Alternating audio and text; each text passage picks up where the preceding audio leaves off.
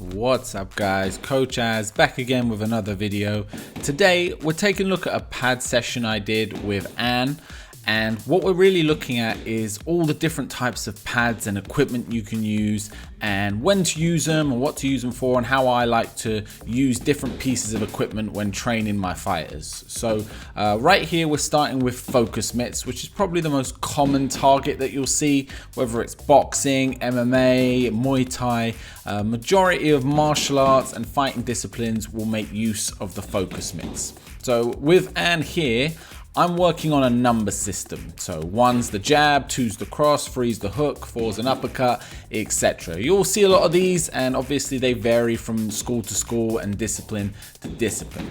The main focus, the main thing that we take away from focus mitt work, at least for me, is really developing accuracy and speed with your fighter. So I'm really working on and looking for that my fighters are accurate with their strikes, that they pick their targets rather than just wild swinging. And of course, as a pad holder, they're light and they're easy to move around, which makes them great for longer combinations and more complicated combos. It's why it's the favorite of most boxing coaches, etc. Because if you're going to be doing a 20 strike combination, these are the quickest and easiest to move around to keep up with the speed of your fighter.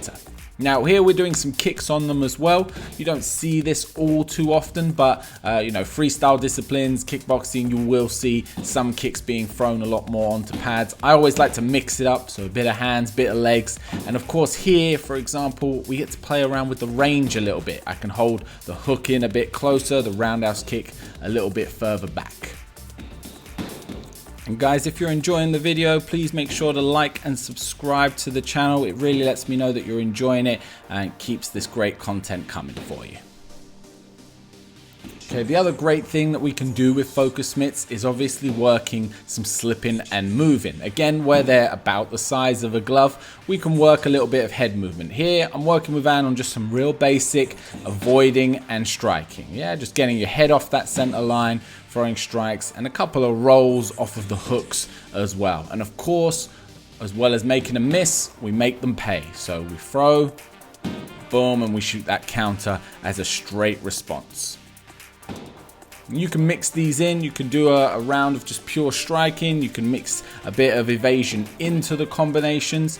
You'll notice I've always got Anne moving around in the area, even if it's just a little bit. We're trying to stay in line for the cameras today, but I'm always pushing her back or letting her slide forward just to replicate what it would be like to move in the fight, so that she has to pay attention to the distance management as we go.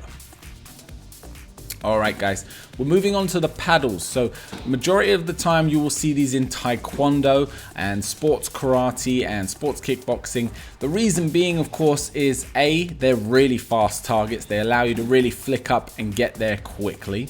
And B, they're double-sided. So with one target, I can provide two different targets, both sides of the head or both sides of the body. With two of them, you effectively are able to hold up 4 targets in one go. Now, they're a bit more difficult in the sense that they're not really designed for power, but what they are designed for is to really allow a fighter to develop their speed and dexterity without worrying about the pad still being in the way. So when it comes to disciplines like taekwondo, where it's really all about pinpoint accuracy, it really doesn't get much better than the paddles.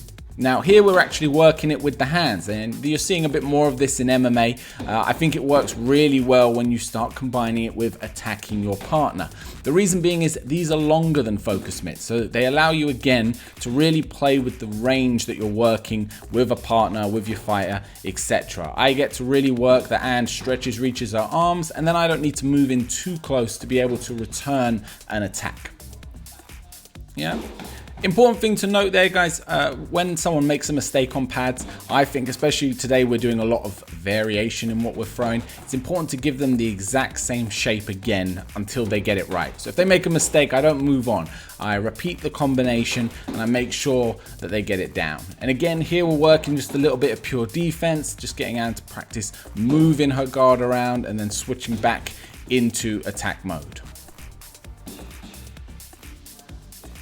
So here now, we're gonna mix in the kicks with the hands. And again, this is where the paddles can be really useful in terms of providing really different ranges. Remember, when you're attacking real people, they have a tendency to move. So when she throws that kick there, we are assuming that the partner is going to move backwards. So then she has to slide in, make up that distance, recover that range, okay?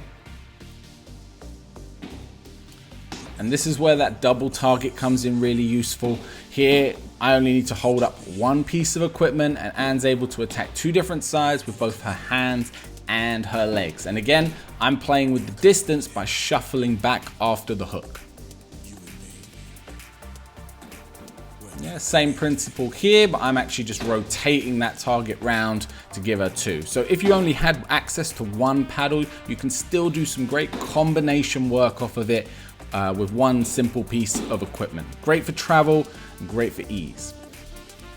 All right, moving on to something a lot more familiar for many people, which is the tie shields. Now, Anne actually comes from more of a points karate background, so all of this is a little bit new to her. So when we're working with tie pads, we're really just trying to get the basic fundamentals down. So this is a real classic combination in continuous kickboxing, K1, Muay Thai, the 1-2 bat leg round. Now the tie pads, the big thing they allow for is a lot more power. She can hit them a lot harder and it's a lot easier on the pad holder. So she has the confidence then to throw her technique with power, and I have the confidence as a holder to offer up combinations that involve her hitting a lot harder. The focus here now is really on developing power, but we're still mobile enough to be able to throw combinations. We're going to move into the kick shield later, and obviously that offers less variety, less dexterity in what we can throw. The tie pads, they're a great middle ground. This is why it's the pad of choice for a lot of striking coaches, especially if you're incorporating kicks into the mix.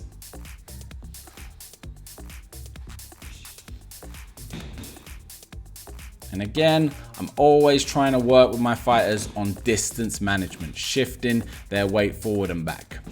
Here we're just working a little bit of elbow work, and again, I'd recommend tie pads above all else when practicing elbows. You still have to work with a level of accuracy to your technique, but again, it's just a bit safer for the pad holder and it gives the fighter a bit more confidence to throw with force.